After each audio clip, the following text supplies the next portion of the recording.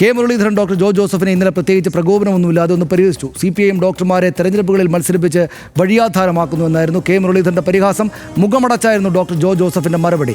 പിതാവും സഹോദരിയും വഴിയാധാരമാക്കിയെന്ന് പറഞ്ഞ് വിലപിച്ച നേതാവാണ് മുരളീധരനെന്നും സ്വന്തം വീട് പോലും സംരക്ഷിക്കാൻ കഴിയാത്തയാളാണ് താൻ വഴിയാധാരമായെന്ന് പരിഹസിക്കുന്നതെന്നും ജോ ജോസഫ് തിരിച്ചടിച്ചു. ഒരു പകൽ കഴിഞ്ഞിട്ടും ഡോക്ടർ ജോ ജോസഫിന്റെ മറുപടി പോസ്റ്റ് ഫേസ്ബുക്കിൽ വൈറൽ കണ്ടന്റാണ്. RDX റാപ്പ് കാണാം.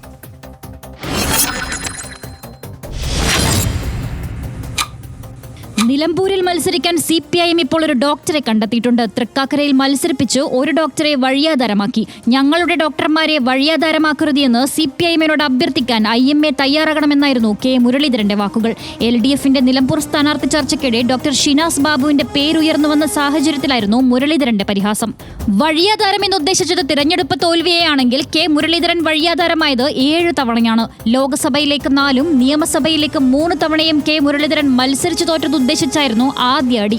കേരളത്തിൽ 4 ജില്ലകളിൽ നിന്നും തോറ്റു വഴിയാധാരമായ ഏക നേതാവ് കെ മുരളീധരനാണെന്നും ഡോക്ടർ ജോ ജോസഫിന്റെ പരിഹാസം.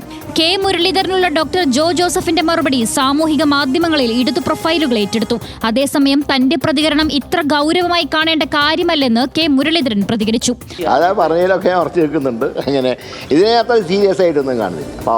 RDX rap news Malayalam.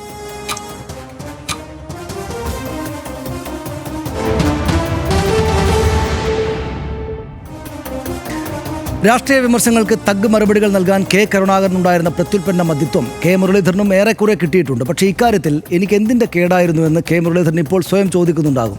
ഏതായാലും M സ്വരാജിനെ നിലമ്പൂരിൽ CPIM സ്ഥാനാർത്ഥിയാക്കുമെന്ന് മുരളീധരനടക്കം UDF ക്യാമ്പിൽ ആരും കരുതിയിട്ടുണ്ടാകില്ല. CPIM പ്രവർത്തകർ പോലും പ്രതീക്ഷിക്കാതിരുന്ന തീരുമാനമായിരുന്നു അത്. പരിഹാസം അതിരുവിട്ടപ്പോൾ ഡോക്ടർ ജോ ജോസഫ് കയറി ഈ വിധം സ്കോർ ചെയ്യുമെന്ന് കെ മുരളീധരൻ അത്ര കൂടി കരുതി കാണില്ല. RDX ഇന്നിവിടെ പൂർണ്ണമാവുകയാണ്. നാളെ കാണാം. Good night.